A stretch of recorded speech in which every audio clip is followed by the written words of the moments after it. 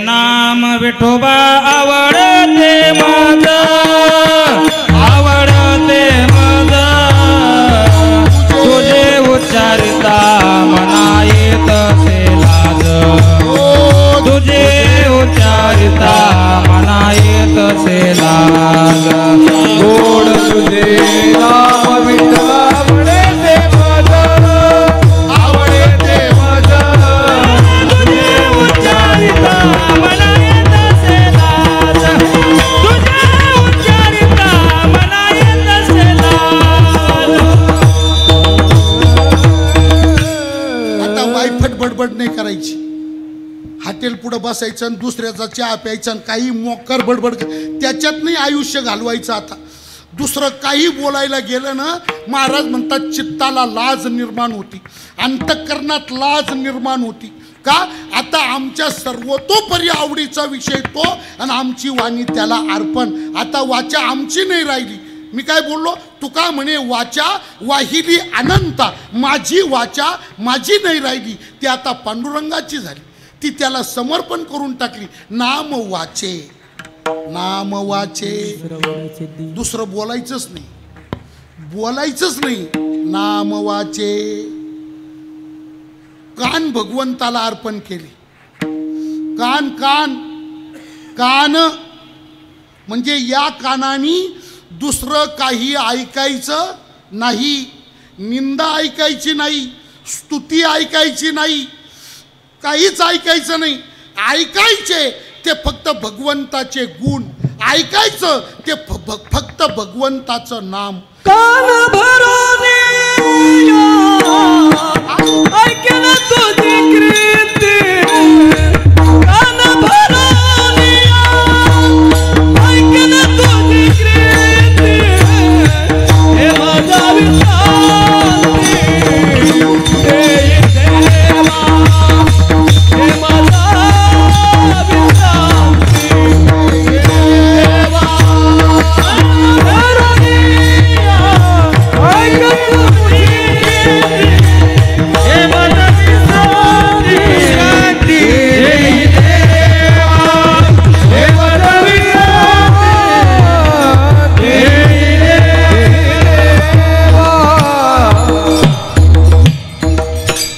श्रीमद भागवतामध्ये पृथुराजाचं चरित्र फार गोड आहे.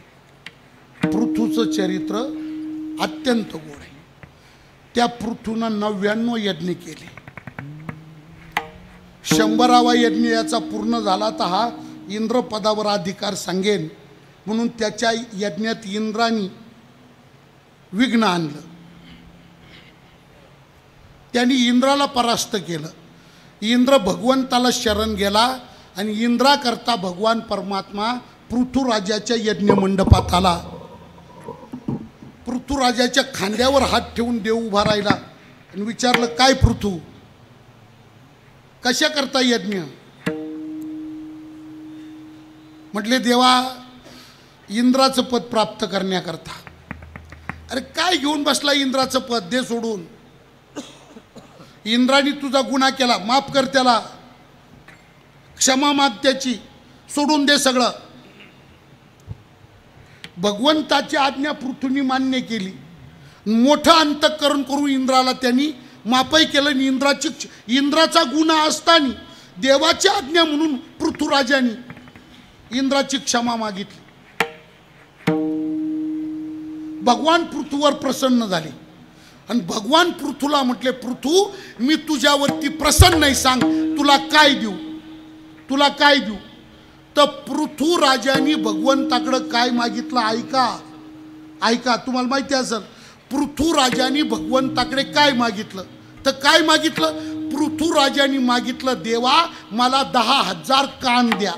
कान कान कान कान किती कान मागितले? 10,000 कान देवा मला द्या, मला बाकी काही नको.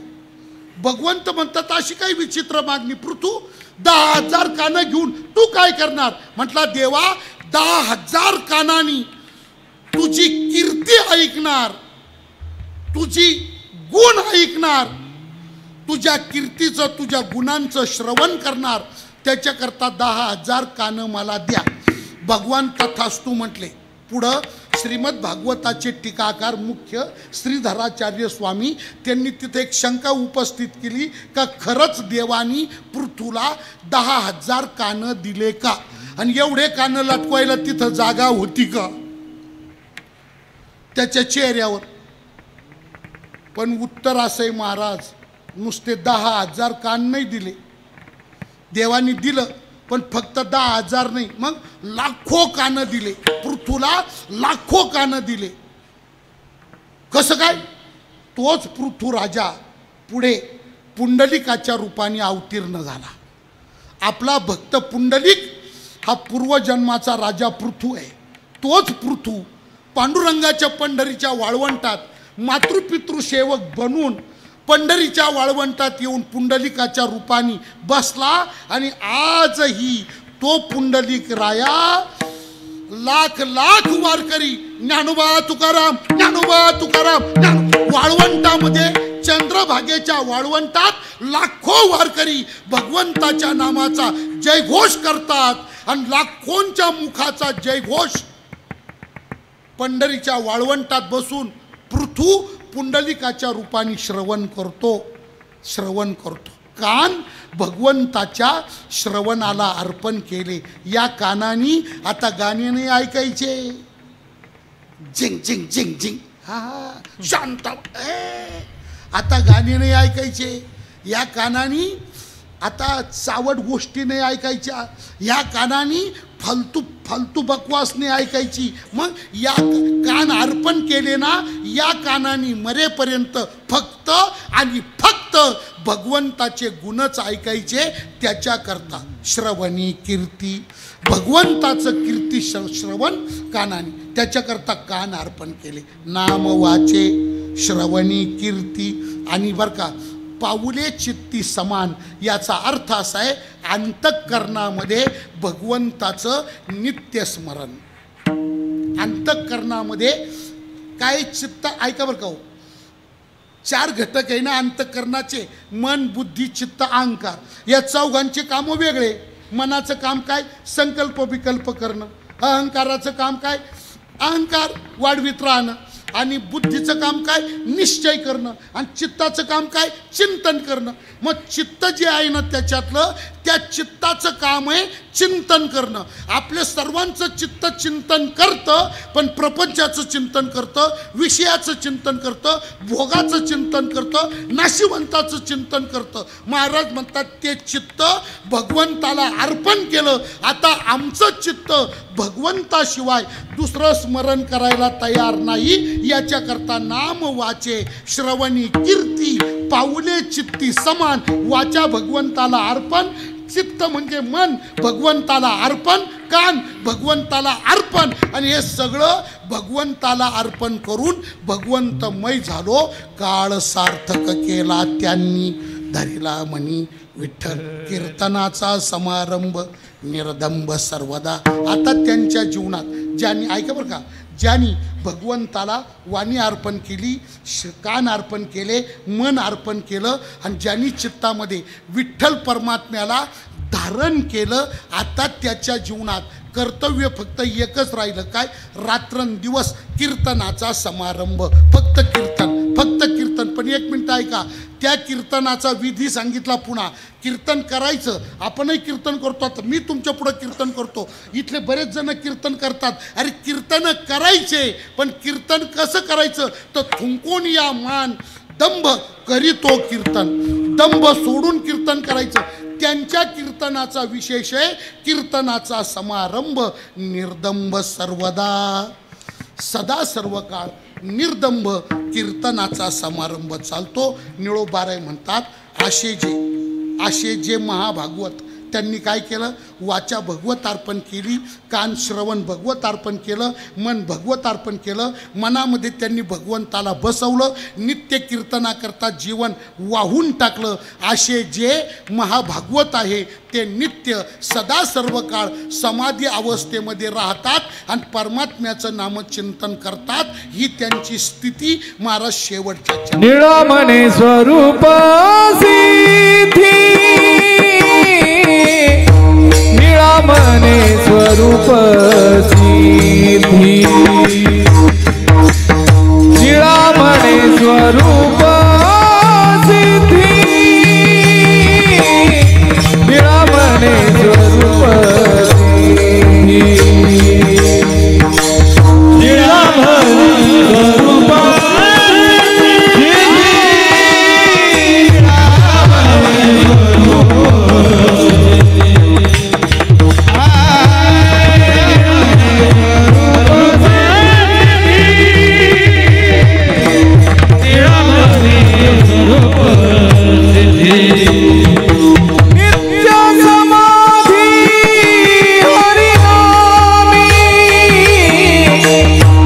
नित्य समाधी हरिनामी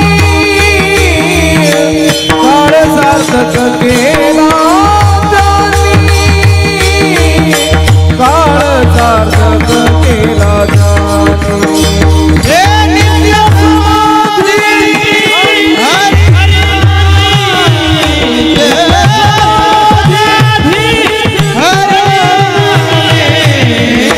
काळ सार्थक केला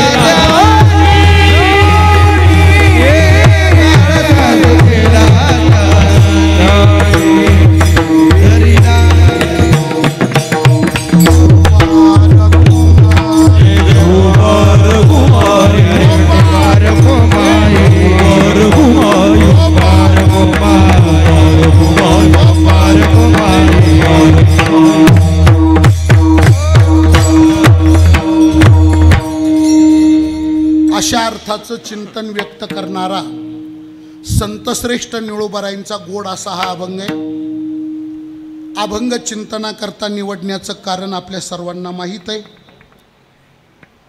आदरणीय पूजनीय श्रद्धेय वयोवृद्ध तपोनिष्ठ ज्ञानवृद्ध श्री हरिभक्तीपरायण परमपूज्य आप्पा आणि आप्पांनी त्यांच्या सबंध आयुष्यामध्ये जे काही सत्कर्म केलं त्या आप्पांनी आणि आईंनी दोघांनीही मिळून आयुष्यभर केलेल्या सर्व सत्कर्मांची पूजा म्हणून आत्ताच्या कार्यक्रमाचं आयोजन आहे. किती वेळा ते काशीला गेले, किती वेळा बद्रीनाथला गेले, किती वेळा केदारनाथला गेले सांगता येणार नाही.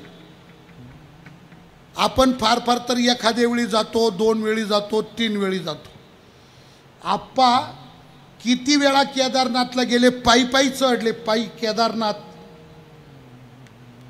केदारनाथ आणि विचार करा महाराज त्या काळात म्हणजे आप्पांनी ह्या सगळ्या यात्रा करून 50 वर्ष झाले आणि 50 वर्षाच्या पूर्वीची भौगोलिक परिस्थिती, वैज्ञानिक परिस्थिती, सगळी परिस्थितीचा विचार करा.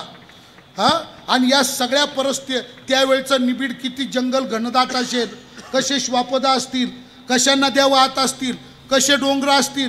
आणि आपण ही मंडळी त्यावेळी केदारनाथचा 21 किलोमीटरचा गौरीकुंडापासून तर केदारनाथपर्यंतचा हा चढा एवढा डोंगर कसे चढले असतील. आणि एकदा नाही चढले, दोनदा नाही चढले, तीनदा नाही चढले, तर किती वेळा गेले ते त्यांनाच माहिती. पण माझ्या माहितीप्रमाणे कमी कसर 17 ते 18 वेळा त्यांनी ह्या यात्रा केल्या.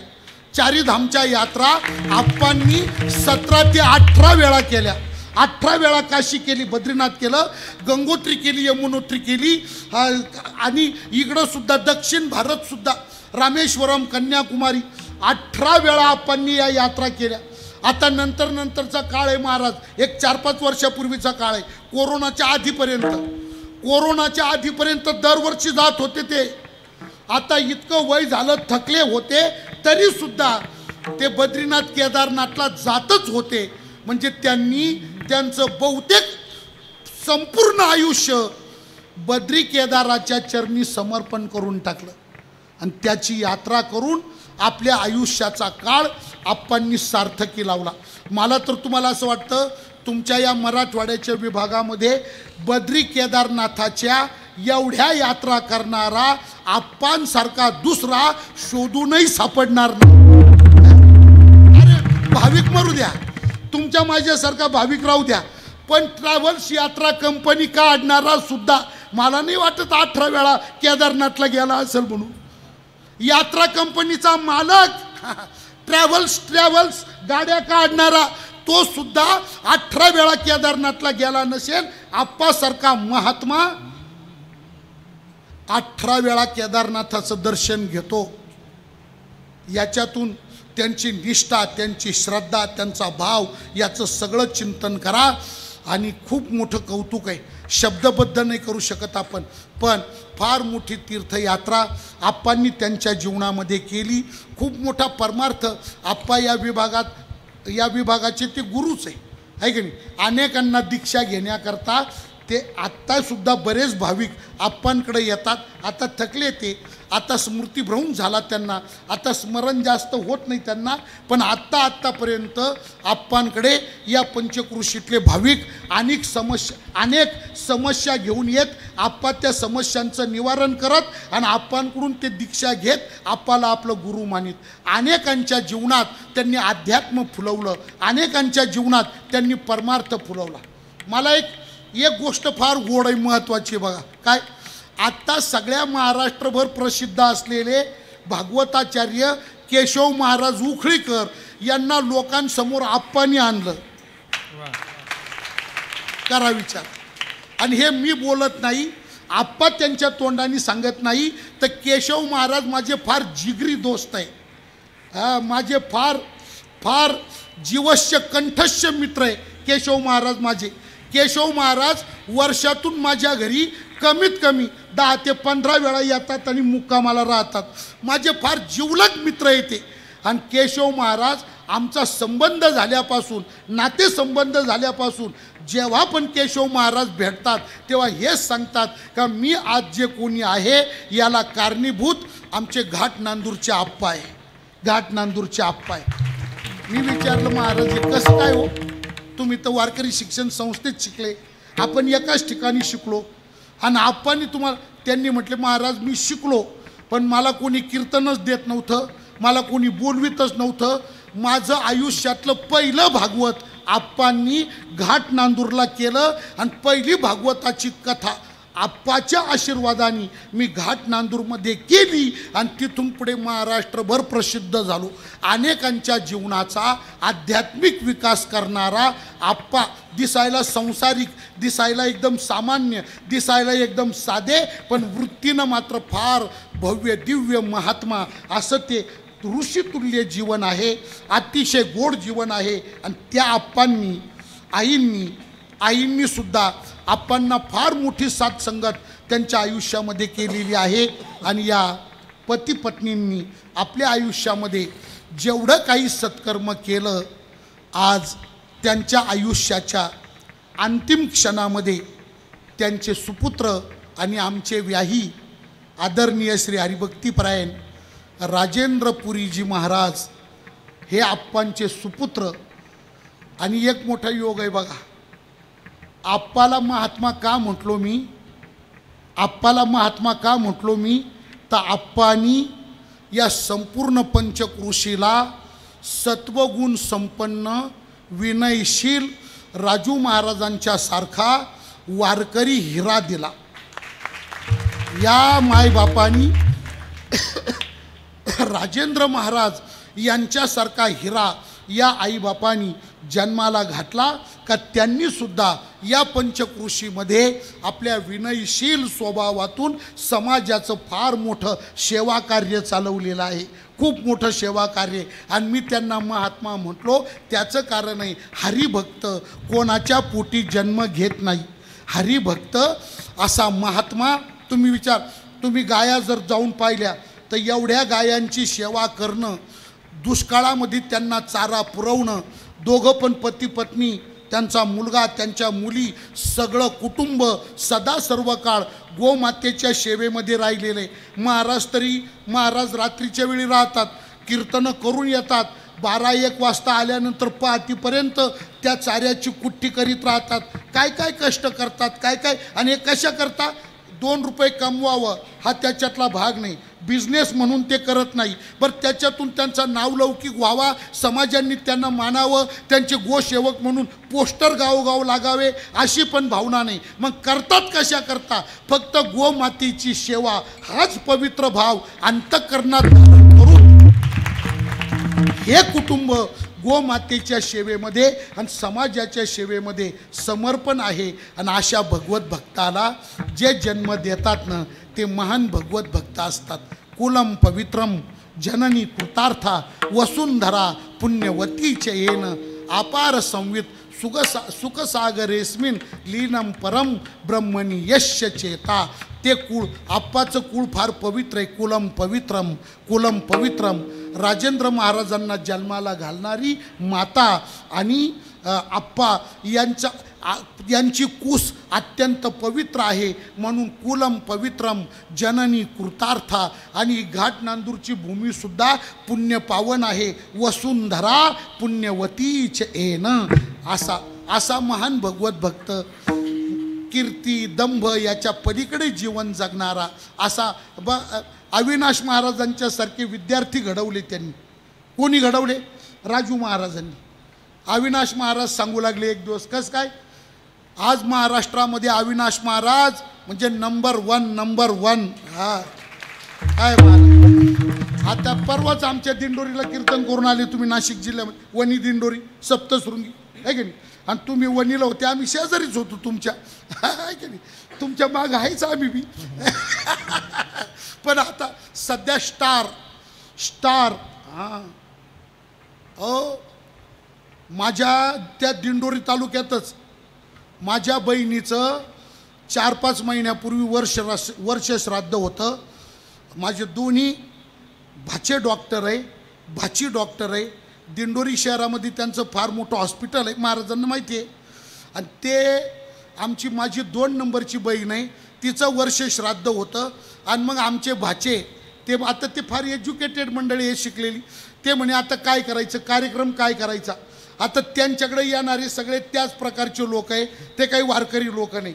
मग मी त्यांना आयडिया दिली, म्हटलं आता जरी मी कीर्तनकार असलो घरातला तरीसुद्धा मी काही कीर्तन करीत नाही आणि दुसरं कोणाचं कीर्तनही ठेवीत नाही. मग काय करू म्हटलं, अविनाश महाराजांचं व्याख्यान ठेवू. आपल्याकडे येणारे जे एज्युकेटेड लोक आहे, उच्च शिक्षित, उच्च विद्याविभूषित, त्या लोकांना त्यांचंच व्याख्यान भावलं जाईल. आणि मग आम्ही ते व्याख्यान ठेवलं जोपूळ आमच्या बहिणीच्या वर्ष श्राद्धाला. तर तुम्ही पहा, व्याख्यान केलं त्यांनी तिथं, तर सगळा समाज पागल करून टाकला. आणि हे रत्न कोणी तयार केलं? राजू महाराजांनी तयार केलं. कसं काय तयार केलं? शिबिरातून तयार केलं. लहान होते, 2री, 3री, 4थी, 5वीला शाळेत जायचे तेव्हा राजू महाराज इथं शिबिरं घ्यायचे. मुलांच्या शिबिरामध्ये अविनाश महाराज यायचे आणि त्या शिबिरामध्ये राहता गुण व्यस्ता गुणज्ञ झाले, गुणी बनले. आणि आज महाराष्ट्रभर नावलौकिक कमावला. म्हणजे मला सांगायचं काय, 1 मिनिट ऐका. एवढं उत्तुंग व्यक्तिमत्व ज्या व्यक्तिमत्वानी घडवलं, अविनाश महाराजासारखं उत्तुंग व्यक्तिमत्व ज्या व्यक्तिमत्वानी घडवलं, ते व्यक्तिमत्व साधा असेल का, सामान्य असेल का? आणि त्या व्यक्तिमत्वाला जन्म देणारे आई आणि आप्पा हे सामान्य समजाल का तुम्ही? आणि म्हणून या सगळ्या गोष्टींचा साकल्याने जर आपण विचार केला तर एका फार थोर महात्म्याच्या आणि त्यांच्या धर्मपत्नीच्या आयुष्यभर केलेल्या सत्कर्मांची पूजा करण्याकरता मावंद या निमित्ताने कार्यक्रमाचं या ठिकाणी आयोजन केलेलं आहे. आणि त्या निमित्ताने आज रात्री आणि उद्या सकाळी असे 2 कीर्तनाचे कार्यक्रम आहे. आता मी मुद्दाम म्हणजे मी तीर्थयात्रेचं वर्णन करणारा अभंग तुमच्याकरता ठेवला बरं का महाराज. म्हणजे कारण आता दिवस उद्या आहे की नाही, मूळ माऊंद्याचा दिवस, ती गंगेपूजन वगैरे, गंगेच्या पाण्याची मिरवणूक, हा सगळा विधी उद्या आहे. आणि उद्या आहे ना, आपण आजच कसं काय टेंबा मिरवायचा? कारण ते जिथलं तिथं शोभतं ना. मग आता मी विचार केला येताना का माऊंद्याचा कार्यक्रम उद्या आहे, उद्या पूज्य महाराजांचं कीर्तन आहे, उद्या माऊंद्याच्या विषयाचं सगळं चिंतन, तीर्थयात्रेचं महत्त्व, ती साधना, त्याच्याबद्दलचा विचार महाराज उद्याच्या कीर्तनात आपल्याला सांगणार आहे. मग आता महाराज तर उद्या सांगणार, आपण काय करायचं. मग मी गाडीमध्ये येताना चिंतन करीत राहिलो आणि चिंतन करता करता करता करता हा निळोबारायांचा अभंग माझ्या डोळ्यापुढं आला. आणि मग मला असं वाटलं का हा अभंग आप्पाच्या सत्कर्म जीवनाशी अत्यंत जुळता मिळता आहे. तो आप्पाचं सत्कर्म त्याच्यामध्ये उमटून दिसू शकतं असं सादृश्य अभंग आणि आप्पा या दोघांमध्ये मला जाणवलं. आणि म्हणून निळोबारायांचा अभंग मी तुमच्यासमोर चिंतनाकरता निवडला आणि माझ्या अल्पबुद्धीप्रमाणे त्याचं अल्पसं चिंतन आपल्याला या ठिकाणी सांगण्याचा यथामती प्रयत्न केलेला आहे. आता ही सेवा भगवंताच्या चरणी समर्पित करायची आहे. पांडुरंगाच्या समोर हे चिंतन आपण या ठिकाणी केलेलं आहे.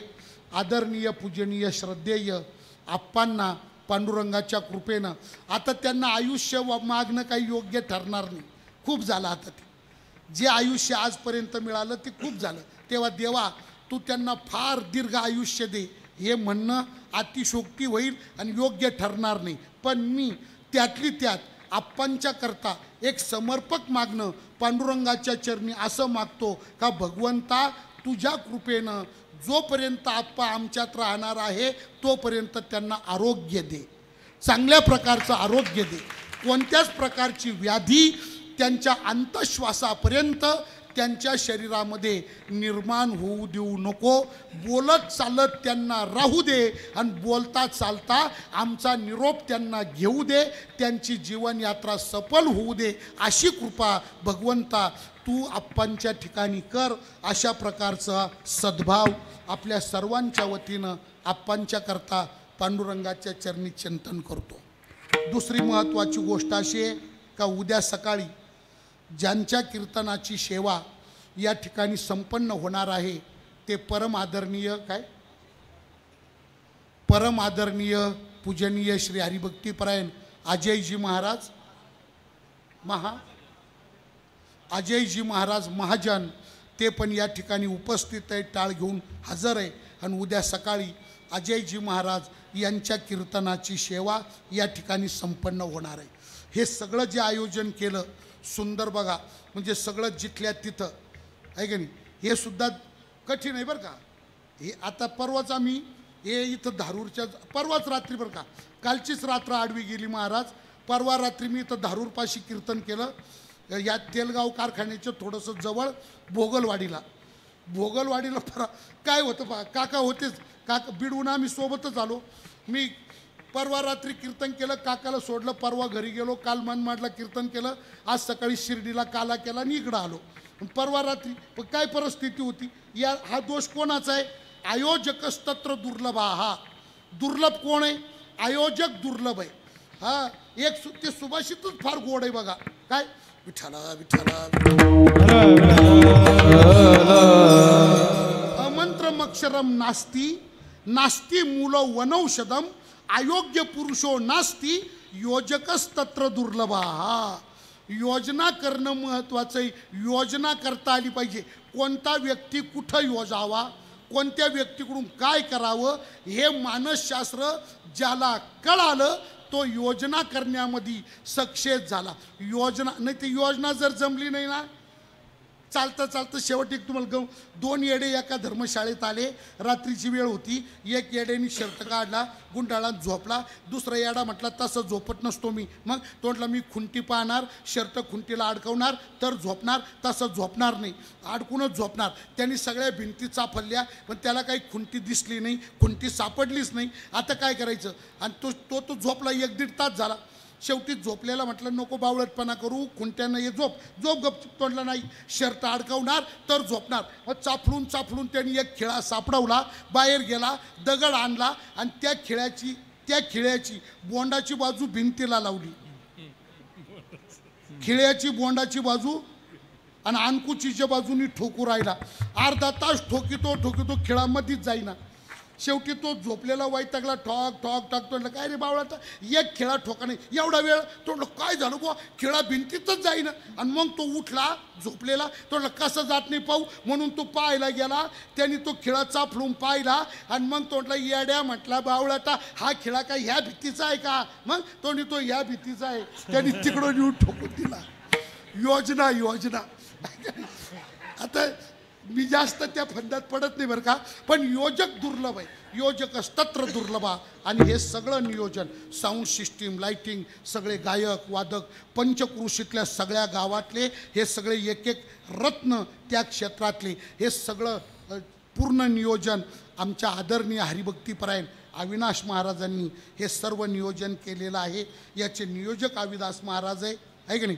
आणि राजू महाराज, अविनाश महाराज यांच्या नियोजनातून हा कार्यक्रम संपन्न होतो आहे. आदरणीय माझे गुरुबंधू हरिभक्तीपरायण पंडित महाराज, आम्ही आळंदीला सोबतच होतो 1980 ते 86. मी 81ला संस्थेमध्ये पाठाला बसलो, 84ला सुटलो, 86पर्यंत आळंदीत राहिलो. आणि त्याच आमच्या 1980 ते 86 हा आमचा विद्यार्थी अवस्थेचा काळ. त्या काळामध्ये पंडित महाराज आमच्या सोबत होते. आज ते या ठिकाणी उपस्थित आहे. दुसरी गोष्ट अशी, माझ्यासोबत आज खास करून या ठिकाणी उपस्थित असलेले महाराष्ट्राचे एक लाडके कीर्तनकार विद्या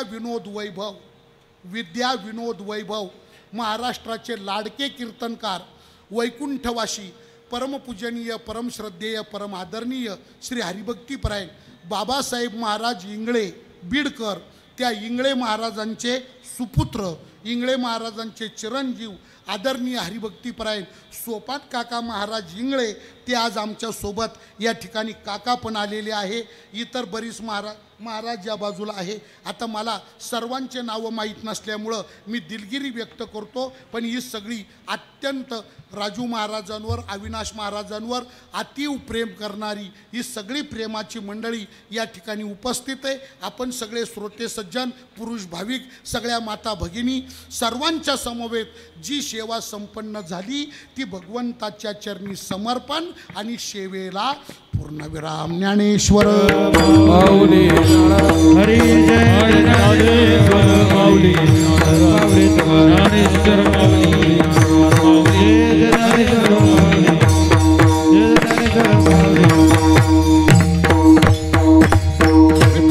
जय जय विठ्ठल हरी जय विठ्ठल जय जय विठ्ठल जय विठ्ठल जय विठ्ठल. कुंडली कमल हरी विठ्ठल हरिनाथ भगवान माऊली ज्ञानेश्वर महाराज.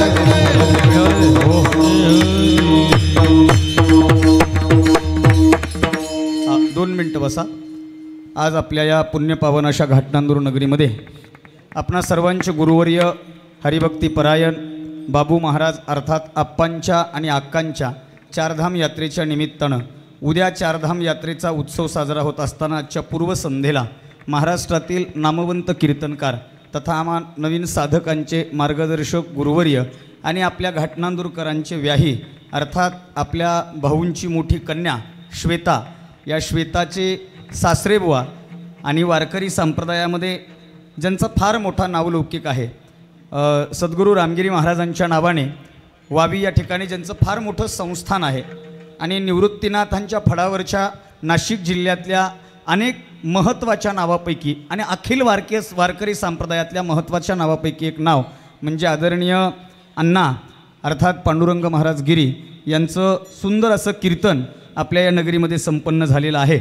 मी सर्वप्रथम भाऊंच्या वतीनं म्हणजे अर्थात गुरुवर्य ज्ञानेश्वर उर्फ राजाभाऊ महाराज पुरी यांच्या वतीनं अण्णांना जो आहेर या ठिकाणी आणलेला आहे तो आहेर भाऊ या ना आहेर या ठिकाणी वस्त्रदान या ठिकाणी भाऊंनी करावं अशी मी त्यांना विनंती करतो. आणि बघा 2 मिनटं मी जे सांगतोय ते मन लावून ऐका. आज एवढी दिग्गज मंडळी इथं उपस्थित आहेत.